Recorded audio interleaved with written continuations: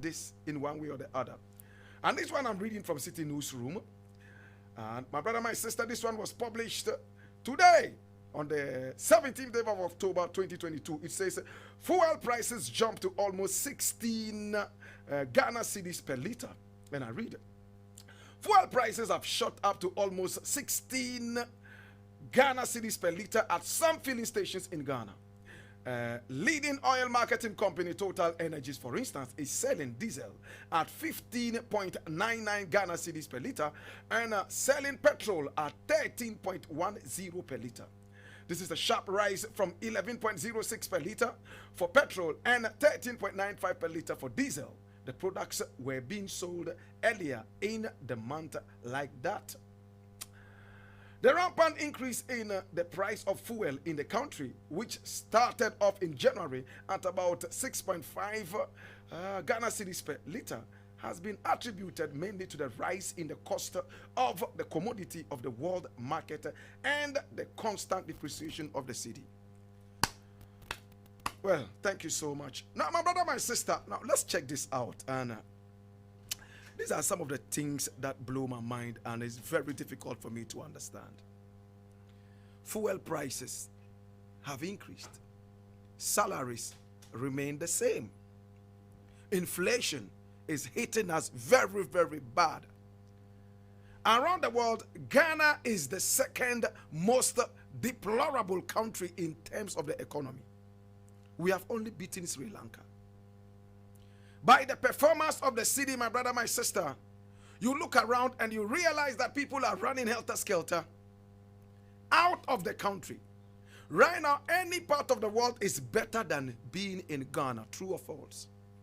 How many people are looking forward to running out of the country? How many people, my brother and sister, are thinking about not living in this country no matter how much resources they have? And I'm talking about human resources. Now, when the people come to a certain point where they don't care wherever they land in the world except their own country, it means it's a failed state. True or false? My brother, my sister, now looking around the country, you realize that it's so pathetic. Today, when I came out to buy fuel, I realized that the prices had increased. And when I asked, the fuel attendants could not say anything. All they said was that it is the country we live in on. Now, before you got into power, remember you promised us, all of us, that we were sitting on money and you were coming to unearth the money. And because of bad leadership, we were unable to see that money. So we entrusted you with all our might and our faith.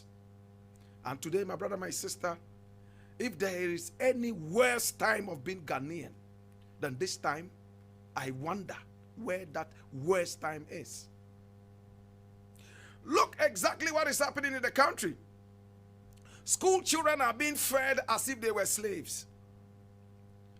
School games and exercises and festivals are being cancelled all because there's no food. And the only answer they can give to us is that we have a twin pandemic. And that is COVID-19 and the Russian-Ukrainian war. As if this was the only country where COVID-19 and the twin pandemic hit.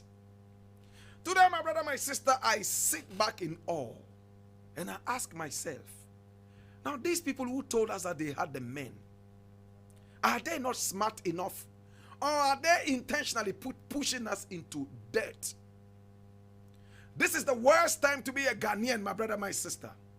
Everywhere around the world, our passports are not respected anymore. All because we are seen as paupers. Our currency is not doing well.